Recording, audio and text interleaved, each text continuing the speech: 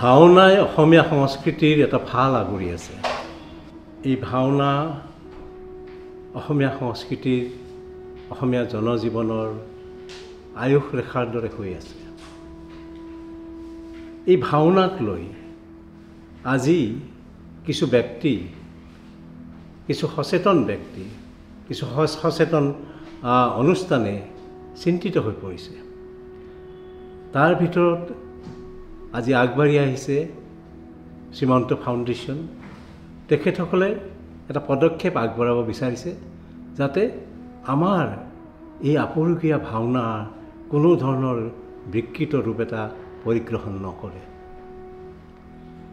কিয়নো তাহানিৰ পৰা চলি অহা অংকীয়া নাট, ব্ৰজাৱলী ভাষাত যি অংকীয়া নাট পৰিৱেশন কৰা হৈছিল, কালক্ৰমত সময়ৰ লগে লগে, সময়ৰ তাগিদাত, সময়ৰ লগে লগে সেই নাটবিলাকৰ কিছু সালসলনি হৈছে। অসমীয়া ভাষালৈ ৰূপান্তৰিত কৰা হৈছে নাটকবিলাক। সেই নাটকবিলাকৰ ৰূপান্তৰ কেনেকুৱা হৈছে, তাৰ ভাষাৰ প্ৰয়োগ কেনেকুৱা হৈছে, ভাষাত সেই লালিত্য আছে নে নাই, আৰু পৰিৱেশনৰ ক্ষেত্ৰত কিমান দূৰ সচেতন হৈ পৰিৱেশন কৰিছে, এই বিষয়ে চিন্তা কৰাৰ সময় আহি পৰিছে।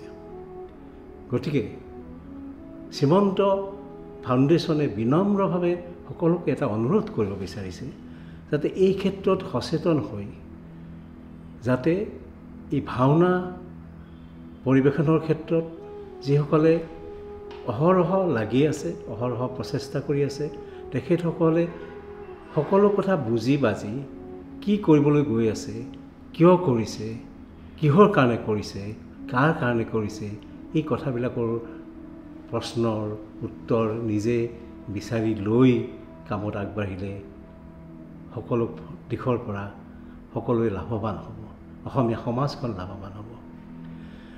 এতিয়া সাধাৰণতে দেখা যায় যে ভাওনাত বা ৰাসত সাংঘাতিক ধৰণৰ পৰিৱৰ্তন আহিছে।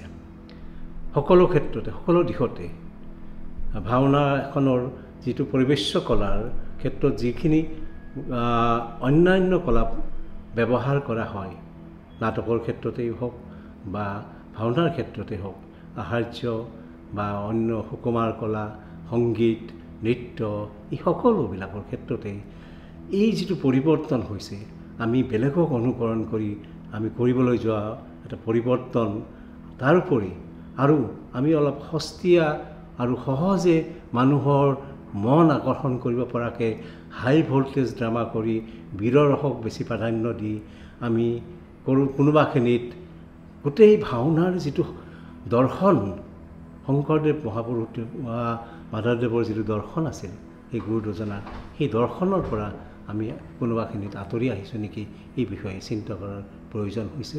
সেইকাৰণে শংকৰদেৱ ফাউণ্ডেশ্যনে আজি আগবাঢ়ি আহিছে যে এই ক্ষেত্ৰত সকলোৱে এটা ইতিবাচক সঁহাৰি আগবঢ়াব। ধন্যবাদ।